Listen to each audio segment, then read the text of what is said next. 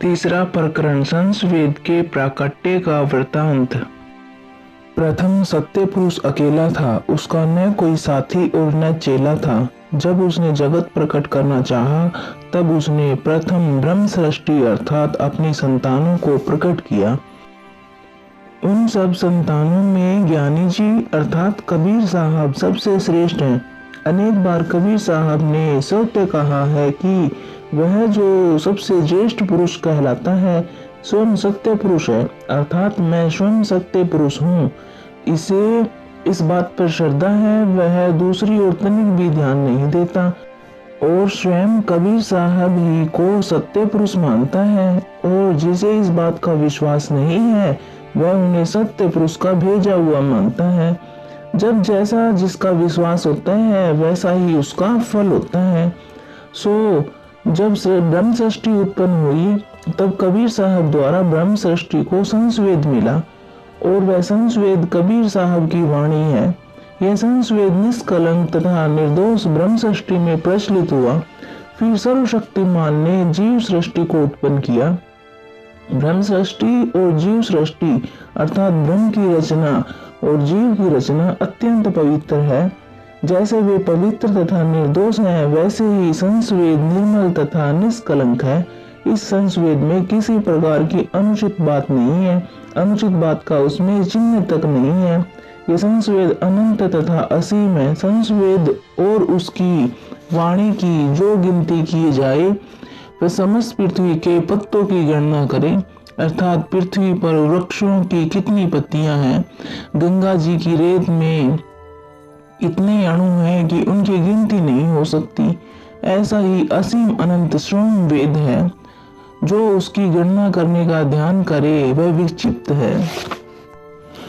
चौथा प्रकरण ब्रह्म सृष्टि का वर्णन। सत्य पुरुष ने जब सृष्टि के उत्पन्न करने की ओर ध्यान दिया तब पहले 6 पुत्र प्रकट किए, सहज, अंकुर, इच्छा, सोहम, अचिंत और अक्षर।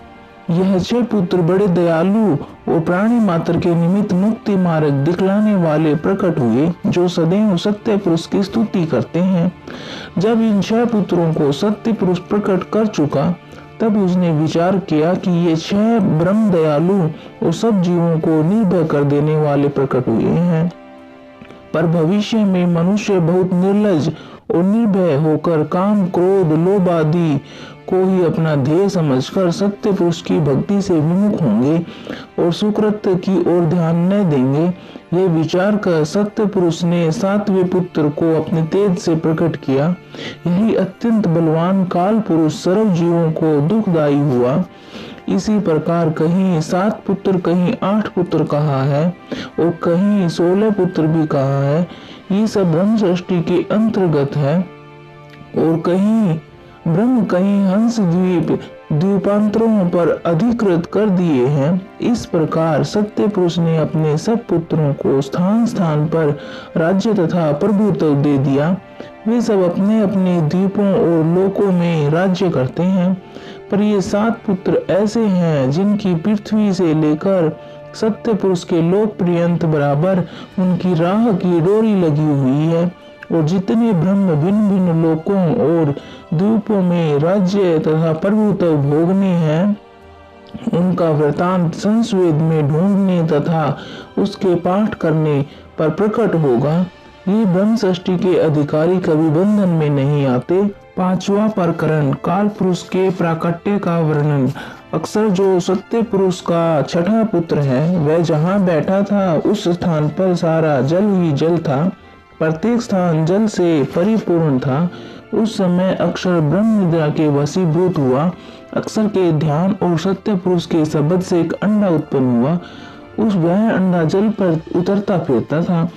जब अक्षर की निद्रा टूटी तब उसने अपने सामने जल के ऊपर तैरता हुआ एक अंडा देखा और उस अंडे के ऊपर एक वृतांत लिखा गया पाया। वह वृतांत सत्य पुरुष की ओर से लिखा गया था कि हमने एक पुत्र भेजा है जो तुम्हारी बराबरी करेगा। वह जहाँ तक आवे उसको आने देना। 3 लोग भवसागर का वह राज्य करेगा। 17 असंख्य चौकड़ी युग तक उसकी राज्य की अवधि है। सो वह जब 17 असंख्य चौकड़ी युग राज्य और भवसागर शासन का ठेका पूरा कर लेगा, तब वह हमारे समीप चला आवेगा। तदुपरांत तुम्हारे शासन का अधिकार का समय आवेगा। जब तुम्हारा समय आवेगा तब सब मनुष्य मुक्त हो जाएंगे। इतना वृतांत उस अंडे के ऊपर लिखा हुआ था। सो सब अक्षर ने पढ़ लिया। जब अक्षर ने वह पढ़ लिया और जान लिया, तब अक्षर के सामने ही देखते देखते वह अंडा फूटा और उसमें से एक अत्यंत प्रबल काल पुरुष उत्पन्न हुआ। तब अक्षर ने उसको निरंजन कहकर पुकारा। इसी कारण उस काल पुरुष का नाम निरंजन पड़ा। उसी अंडे की सूचना ऋग्वेद के अथर्व उपनिषद में लिखी है। जल के ऊपर अंडे का एक आकार प्रकट हुआ।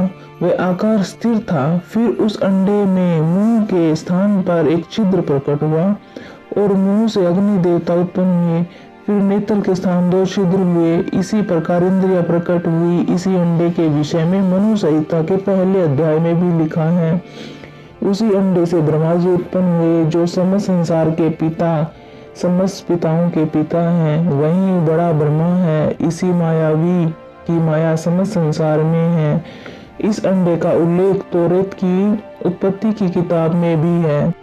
इस अंडे का समाचार सामवेद में भी है और उसी अंडे का समाचार यूहन्ना इंजिल भी प्रकट करता है। वीर साहब ने कहा है कि यह काल पुरुष सत्य की क्रोध अग्नि के भाग से उत्पन्न हुआ।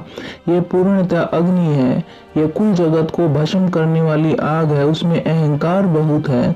इसके शरीर को सत्य पुरुष ने विषय वासना के द्वारा निर्मित किया है। इसलिए शारीरिक भोगों, वर्तियों, राज्य प्रभुत्व तथा अन्य सांसारिक कामनाओं से परिपूर्ण है। इसके ग्रह सत्य पुरुष ने ऐसे बनाए हैं। 3 लोक में जितने जीवधारी हैं, सो सब उसी की संतति है। इसी का प्रभाव तथा विश्व समस्त देहधारियों में प्रवेशित हुआ है। ये अनेक नामों से संसार में विख्यात है।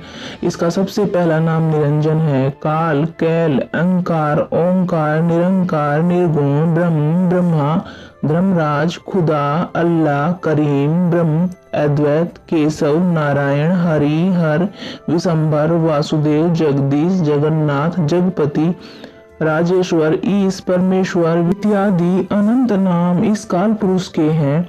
वेदों तथा पुराणों में सब उसी के नाम हैं और समस्त भूमंडल में इसी जगदीश्वर की श्रेष्ठता और वंदना पूजा कही है और इसी की आज्ञा पालन और पूजन में समस्त संसार संलग्न है।